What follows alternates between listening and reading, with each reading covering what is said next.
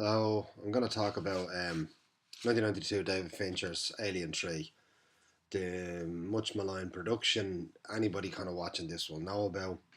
But I think it's the best one. And I'm going to outline the reasons why.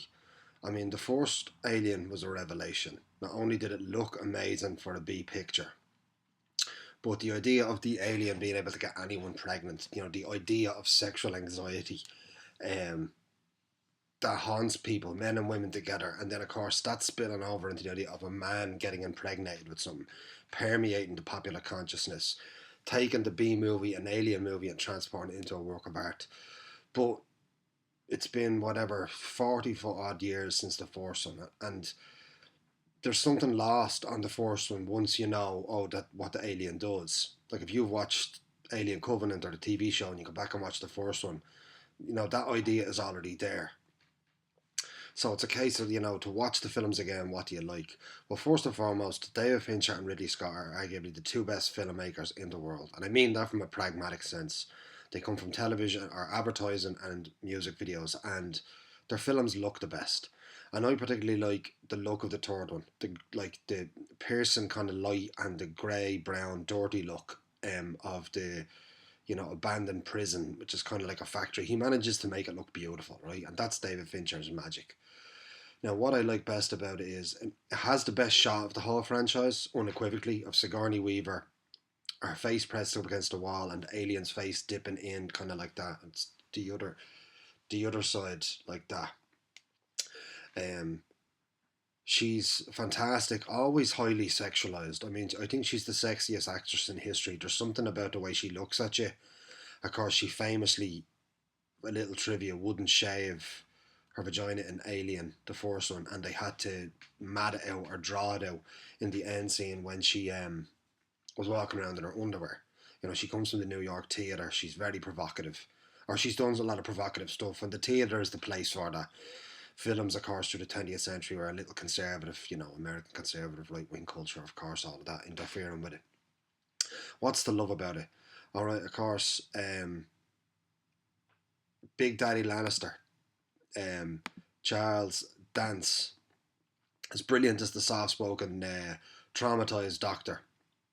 And they, of course, have a brief love affair, which doesn't go anywhere, but their time together is great. She's a very masculine, sexualized woman, Sigourney Weaver, and he's a big, tall, imposing man, Charles Dance. And he leans into his feminine energy to reach across to her, and it's really nice. But the sensation for me that sticks out through the whole film is Charles S. Dutton. Like, I watched this when I was younger, and he hasn't leapt out of me ever since. I mean, I've seen him in other things, background actors, but in this, he absolutely steals the scene every single time he's in it as the forthright and noble religious kind of quasi leader of the prison group, right? And he's kind of the reason I keep going back to. I just love hearing.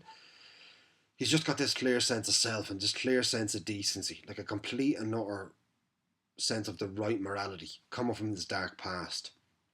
And his sacrificial ending is brilliant finish to his character. Um, of course, the alien looks a little hokey running throughout it, but that's not really an issue. They took the kind of same tropes from the first one and used them well. As a matter of fact, anytime the alien shows up, it's a little disappointing. That's only because time has gone by. Um, a lot of memorable moments. Lance Henriksen's robot showing up dead. There's a couple of narrative issues. Like by the time Lance Henriksen, who's the android, shows up halfway through the film, he makes this big announcement that there was an alien on the ship. But we already know that. Like that should have came in earlier. He should have teased, is there an alien on it? Even though we know there is. I mean, the tension of the film is, of course, one woman on a prison or a spaceship with 25 men. Now, what do they want to do? They want to rape her. They want to ride her. They want to get her pregnant. Of course, the alien is then there to avenge her and get them. She, of course, is the noble woman, Joan of Arc, who was a woman who had to shave her head to join the French army years ago. All that is running there. He just hadn't got the script experience to to work with that. And to be honest, he bottled it. He just basically said, "Look, that's what it's all about. Are the men going to get her, or is the alien going to get them?" And that's a brilliant cat and mouse game. Now it's all there. The opening scene where they try to, sexually assault her, and funny enough, the guy who tries to assault her, who he's only a baby in it, is Holt McCauley, who we absolutely love from Mindhunter now. And he's got another TV show on Netflix. The whole industry is just falling in love with him, and rightly so. He's the guy when she's bent over is actually going to do the deed. Of course, my hero, Charles S. Dutton, shows up and beats the shite out of everyone with a pipe. Fincher didn't hold back with those pipe sounds. Like he broke people's legs, hitting them with that. Of course, it's not addressed. Um, Lance Henriksen does show up brilliantly as the real life, billionaire scientist at the end, and he looks fantastic in this long coat.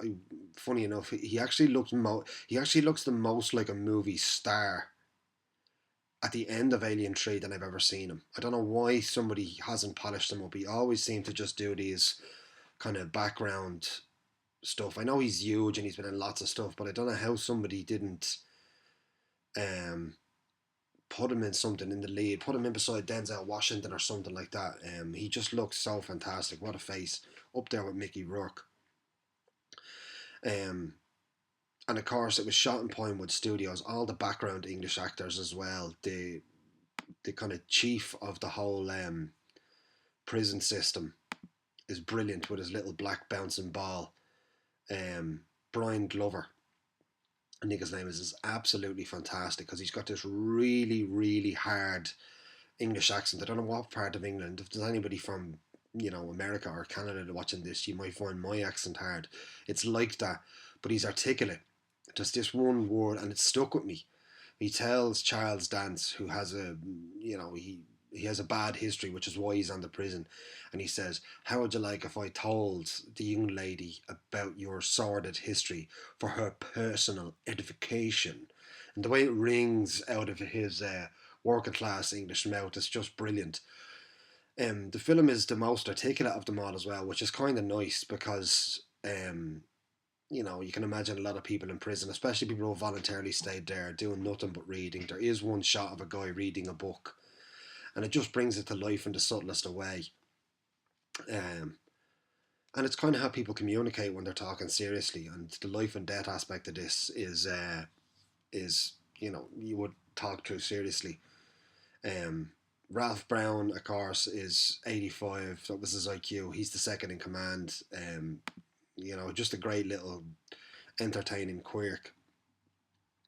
And I mean, you could revisit this.